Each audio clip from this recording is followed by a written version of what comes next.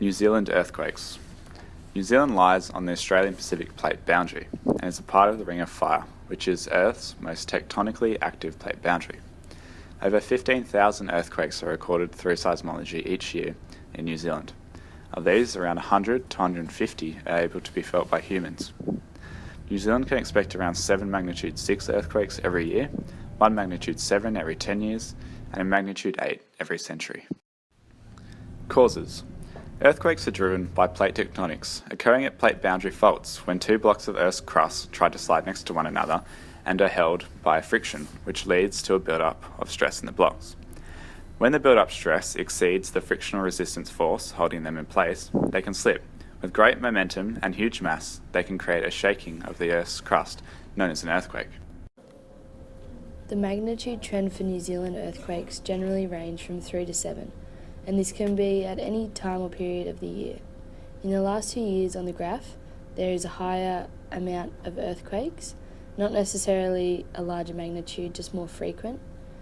The early years between 2004 and 2007, you can notice that the earthquakes were scarce and not frequent in comparison to the past 2 years. The visible trend from this graph is the gradual increase in frequency of earthquakes over the past 12 years of recorded data. This graph shows the magnitude on the y-axis against the depth on the x-axis, gives us a visual aid enabling us to interpret the correlation between the two variables. In this graph you can see that majority of the earthquakes happen below 300 metres deep, with 3 outliers of 6 to 800 metres deep. Even with the high magnitude earthquakes, the depth is below 100 metres. When shallower earthquakes cause more damage, you can see that with the high magnitude in a shallow environment can cause a lot of damage to New Zealand, which can interrupt structures, buildings and the geography of the land. Along with damage to property and infrastructure, earthquakes pose a threat to economical, psychological and social factors as well. Estimated costs from the Christchurch earthquake topped $40 billion and may take 50 to 100 years to recover. In addition, apart from physical injuries, psychological recovery can take 5 to 10 years. Population can be affected as well, with initial declines caused by unemployment and changes in property value. This may also be linked to crime rates, which can fluctuate.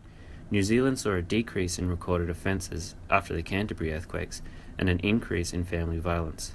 Although earthquakes are a common part of New Zealand society, there are updates and improvements on how to manage in their wake. The Earthquake Commission is providing the public with updated education, and building codes are regularly changing to minimise the effects of an earthquake. New Zealand has a well-established farming industry, and this is heavily impacted when earthquakes hit.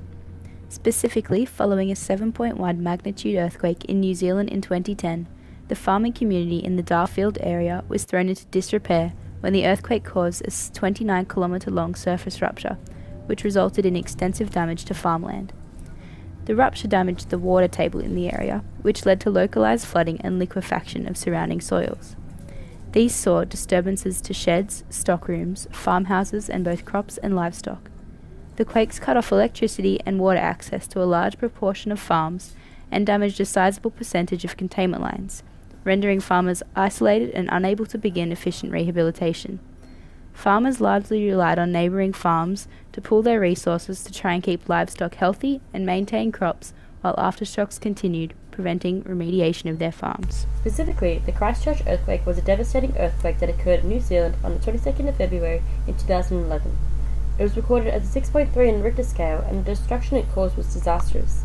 It killed 185 people, and the damage it caused cost an estimate of $40 million.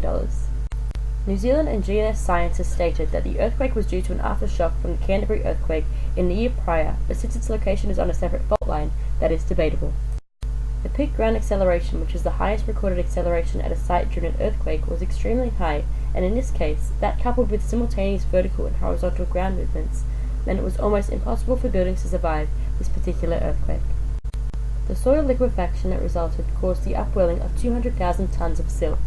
This further liquefaction after the previous Canterbury earthquake caused significant ground movements and damage to Christchurch, and the resulting aftershocks that followed the Christchurch earthquake resulted in further devastation to surrounding areas.